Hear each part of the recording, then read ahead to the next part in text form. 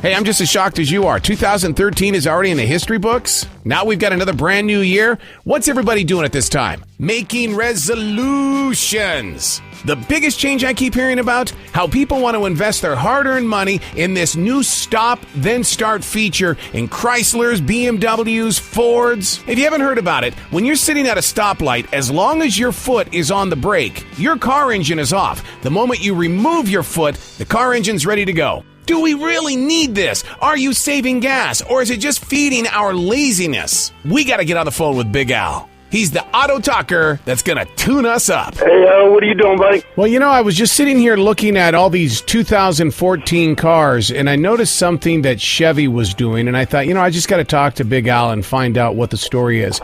This stop and start feature that they're doing, that can't be good on an engine, can it? Well, Ford has the same thing. It's an emissions saving thing and a gas saving thing, and there's no problems with it that I've seen this far.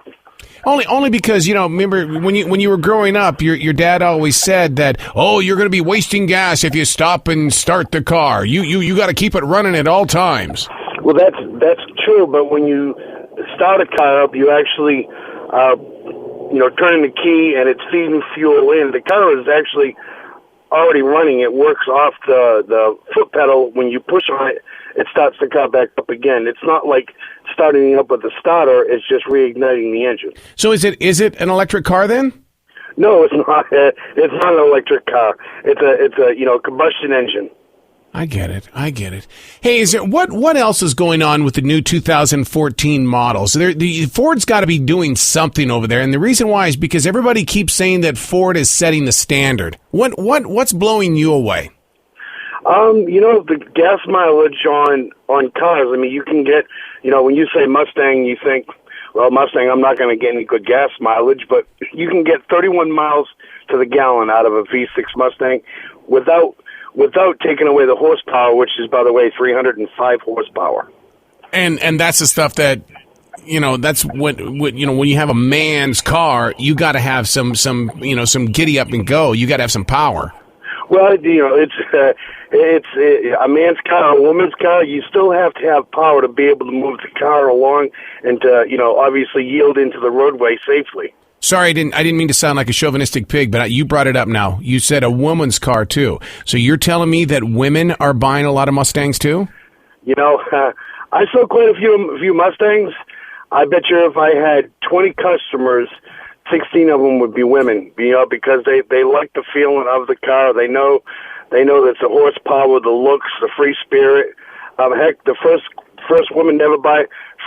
person to ever buy a Mustang was a woman. Really? Yep. Back in 1965, she bought a Pacific Blue Mustang convertible. First Mustang sold in the United States. Now, let me ask you a question about women buying cars. I always hear the stories of how difficult salespeople are on women. I've never seen it. What do you guys go through special training to make sure that women are treated with respect? Well, special training. I mean, I don't think it's not a special training thing, and it's got to be from inherent from inside. You got you can't be chauvinistic. Times have changed. When you see a woman come in, I mean, it's not that they don't have a man. Maybe they want to make their own decision, and whether it's a guy, a woman, a child, or whatever it is, you treat them with respect and just find out what they want and assist them through the situation that they're in.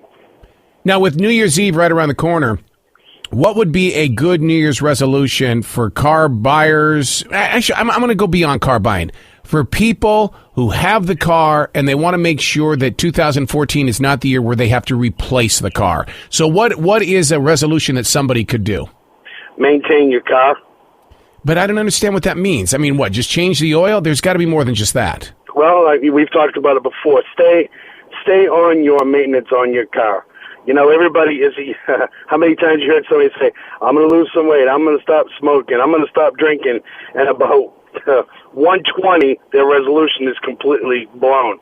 If you just take care of your car, which it takes care of you, you should have, you shouldn't have any problems. But, if you haven't been taking care of your car, let's make 2014, let's take care of my car, and then all of a sudden you find out you're taking care of your car, and it's in the shop more times than you need to. I mean, everybody has an emotional attachment to an automobile. Man, there comes a time where it's costing you more money to service the car than it's actually worth. You can have yourself a small car payment, but that usually happens. Like I've said before, people that all of a sudden get the bright light bulbs in their heads and saying, well, I guess I'm going to take care of my car after about 60,000 miles, and they're leaving scratch in the head, and they try to blame the manufacturer. Is there such a thing as it's too late to start taking better care of your car? Absolutely not. Absolutely not.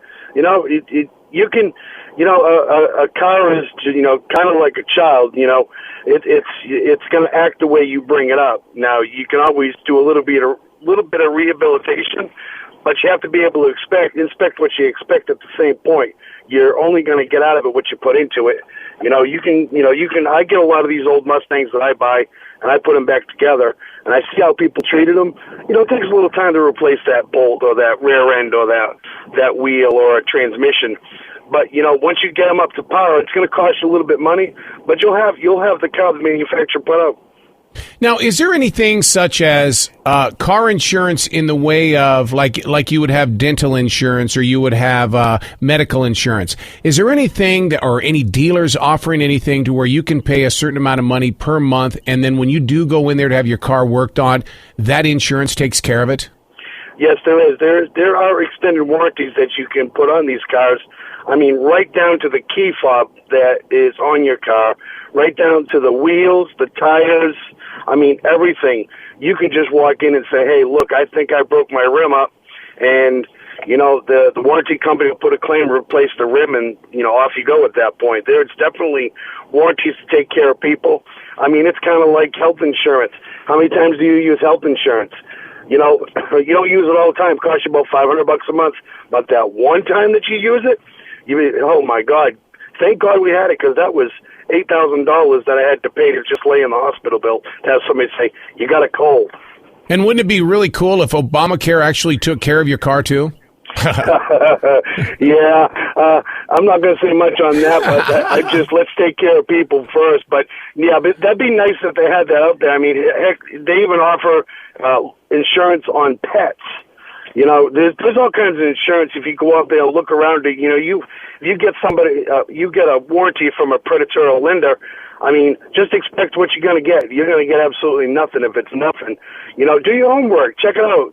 Check out the company. I mean, you can Google anything out there. Google the company. See if it's got a good company. See if they got, good reports coming back from them. If they're not, don't take a chance. There's only time I gamble is if maybe if I'm in Atlantic City and I got $10, I throw it on black. Other than that, I'm watching the show. Hey, being from the state of Montana, we had headbolt heaters out there in our cars. We would plug in the cars.